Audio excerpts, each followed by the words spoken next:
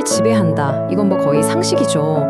근데 만약에 그 막강한 힘의 진짜 근원이 미국 땅이 아니라 국경 너머에 있는 어떤 보이지 않는 금융제국에 있다고 하면 어떠세요? 자, 지금부터 바로 그 달러에 숨겨진 제국, 그 비밀 속으로 한번 들어가 보겠습니다.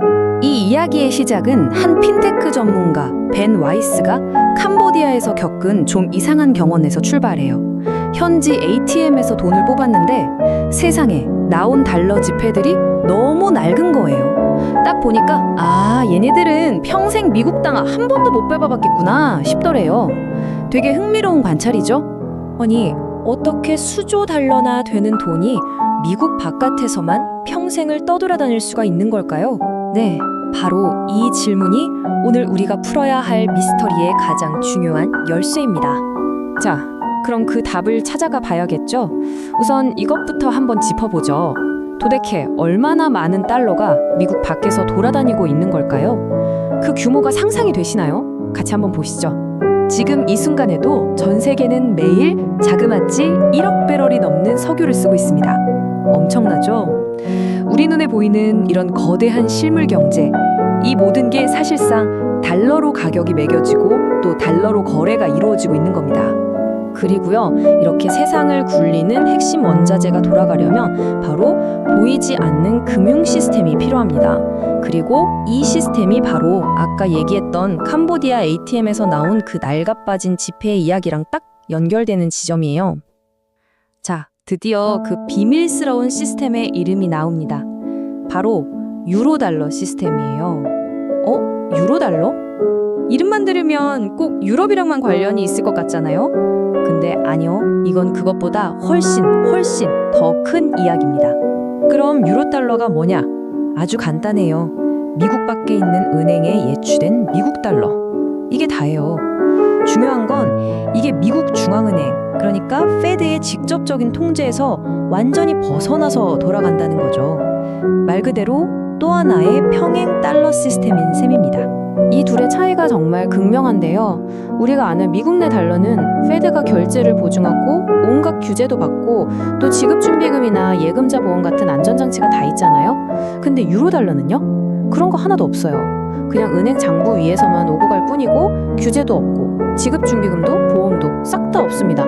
완전히 다른 세상인 거예요. 그러니까 핵심은 이거예요. 유로달러는 우리가 생각하는 그런 실물 현금이 아니라는 거. 그냥 은행 장부 위에 찍히는 숫자, 그냥 기록일 뿐이에요. 비유하자면 미국 달러의 금융 복제 인간이라고 할 수 있겠죠. 실체는 없지만 똑같은 힘을 가진. 아니 근데 이렇게 거대한 시스템이 도대체 어떻게 생겨난 걸까요? 계획적으로 만들어진 걸까요?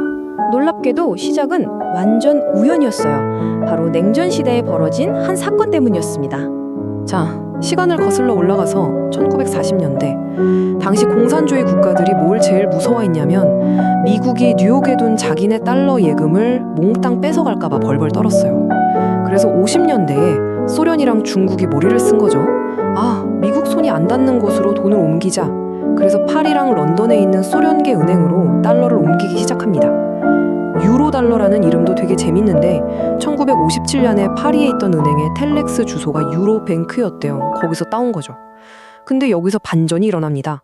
곧 서방 은행들이 이걸 보고 이거 봐라? 하고 깨달은 거예요. 이게 미국의 까다로운 규제를 피할 수 있는 완벽한 탈출구라는 걸요.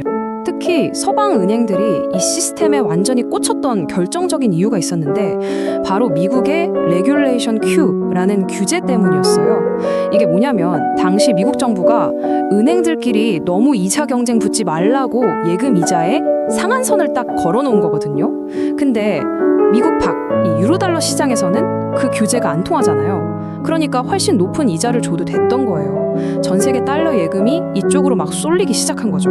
이거 진짜 역사의 아이러니 아닌가요?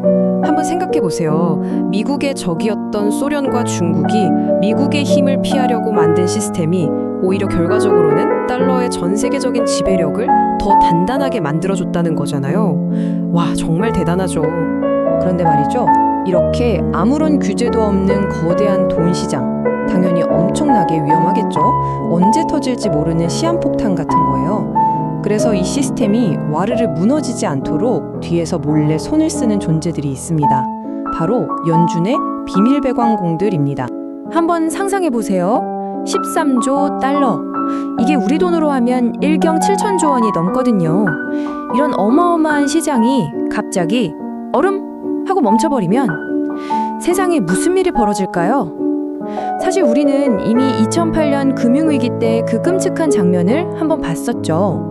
자, 바로 이럴 때 등장하는 해결사가 바로 중앙은행 통화수화풀 라인입니다. 이게 뭐냐면 위기가 딱 터졌을 때 미 연준이 다른 나라 중앙은행들한테 달러를 긴급 수혈해 주는 거예요. 그럼 그 중앙은행들은 받은 달러를 자기 나라 은행들한테 빌려주면서 급한 불을 끄는 거죠.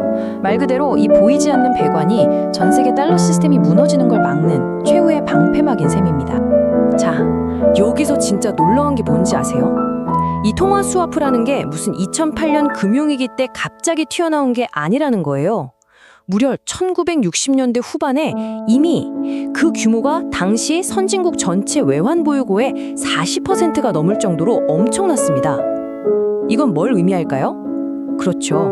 미국은 이 유로 달러 시장이 얼마나 위험한지 아주 오래전부터 알고 대비하고 있었다는 뜻입니다. 심지어 더 은밀한 작전도 있었습니다. 연준이 국제결제은행 BIS라고 하죠. 이 BIS를 통해서 비밀리에 유로달러 시장에 직접 달러를 꽂아주기도 했어요. 1960년대 말에 BIS가 연준이랑 스와프를 맺고 시장에 돈이 마르는 걸 막으려고 했다는 건데 정말 대단히 은밀하게 움직인 거죠. 그리고 위기가 올 때마다 이 비밀 배관에 대한 의존도는 정말 폭발적으로 늘어났습니다. 보세요. 1960년대에 한 2,500억 달러 정도였던 수합 규모가 2008년 금융위기 때는 6천억 달러로 뛰고 2020년 팬데믹 때는 4,500억 달러까지 치솟았어요. 이제는 이 시스템 없이는 그냥 세계 경제가 돌아가질 않는 수준이 된 겁니다. 자, 그럼 이 모든 조각들을 한번 맞춰볼까요? 이 거대한 비밀 제국이 오늘날 우리에게 의미하는 건 뭘까요? 결론은 이겁니다. 바로 이 눈에 보이지 않는 유로 달러 시스템, 그리고 위기 때마다 작동하는 이 비상 배관망, 이게 바로 미국이 누리는 그 유명한 과도한 특권의 진짜 비밀인 거죠. 전 세계가 달러를 원하게, 달러 없이는 못 살게 만들어 버리니까 미국은 아무리 돈을 찍어내고 빚을 져도 세계 경제 왕자를 지킬 수 있었던 겁니다. 자, 한번 정리해 볼까요? 냉전 시대의 공포가 우연히 평행 달러 시스템을 낳고 규제를 피하고 싶었던 은행들이 이걸 엄청나게 키웠습니다. 결국 이게 전 세계 무역을 돌리는 운영 체제, 즉 OS가 된 거고요. 그리고 그 뒤에는 연준이 비밀 백업을 해주고 있죠. 이 완벽한 구조 덕분에 미국은 빚을 내서 흥청망청 써도 달러의 힘을 계속 유지할 수 있는 겁니다. 지난 70년 동안 이 시스템은 달러의 가장 강력한 비밀 무기였습니다. 그런데 말이죠, 이제 세상이 바뀌고 있잖아요. 디지털 화폐도 나오고 새로운 강대국들도 막 치고 올라오고, 과연 이런 세상에서도 이 보이지 않는 제국이 영원할 수 있을까요? 아니면 이제 그 시대가 서서히 저물고 있는 걸까요? 앞으로 계속 지켜봐야 할 문제입니다.